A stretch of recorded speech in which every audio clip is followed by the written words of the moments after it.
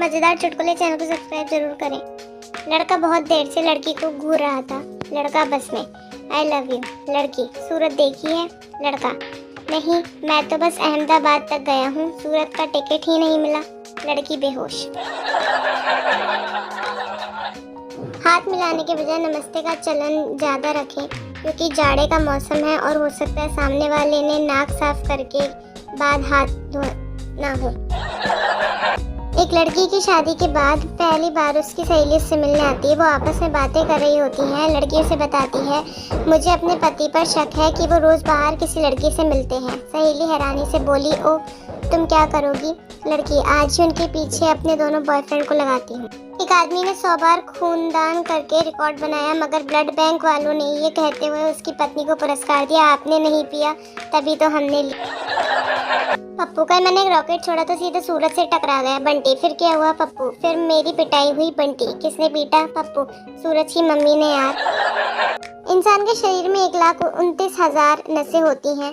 सिर्फ बीवी और गर्लफ्रेंड ही जानती हैं कि कब कौन सी दबानी है। आज ही पत्नी को ये समझ नहीं आता कि क्या करे। खराब काम वाली मिले तो खुद को काम करना पड़ता है, और अगर अच्छी मिले तो पति काम कर जाता है।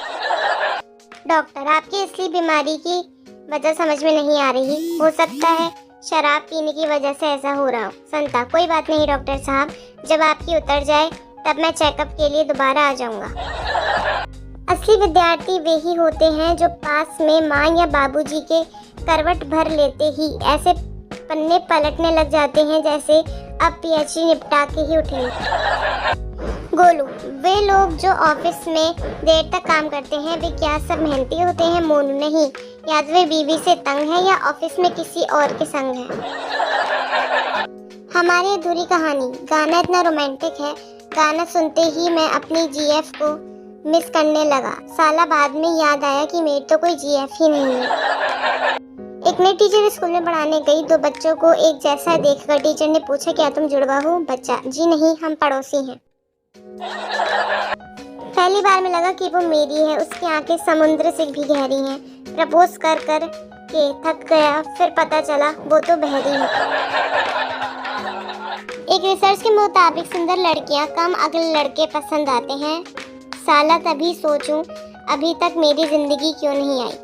90 साल के बाद एक दादाजी मृत्यु के बाद स्वर्ग पहुंचे। स्वर्ग में खूबसूरत अप्सराओं का नृत्य देखकर दादाजी फूट फूट कर रोते हुए बोले, योगा के चक्कर में नहीं पड़ता तो कब का यहाँ पहुँच गया होता। हद करती हैं आजकल की लड़कियाँ। मोटरसाइकिल पर बैठते हुए मालूम नहीं पड़ता कि गर्लफ्रेंड बैठी है कि विक्रम की पीठ पर बेताल बैठा है।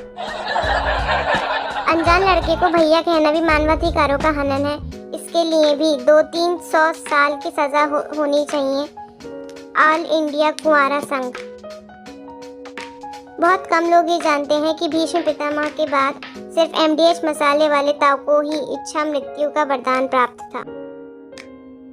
शादी 12 साल बाद भी बीवी आप पर शक करती हो तो नाराज मत होना, बल्कि सोचो आप आज भी इतने फिट, हैंडसम, स्मार्ट और काबिल हैं कि किसी को पटा भी सकते हो। हफ्ते भर पहले एलआईसी वाला बीवी को एलआईसी के कुछ फायदे बता कर गया। साला उसके बाद से बीवी ना तो शराब पीने से मना करती है, ना सिगरेट।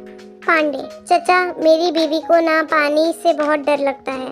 चचा, अबे तुझे कैसे पता चला? पांडे, चचा, वो कल ना मैं जब ऑफिस से आया तो बाथ टब में सिक्योरिटी गार्ड के साथ बैठी थी। चचा, बस कर पगले, रुलाएगा क्या?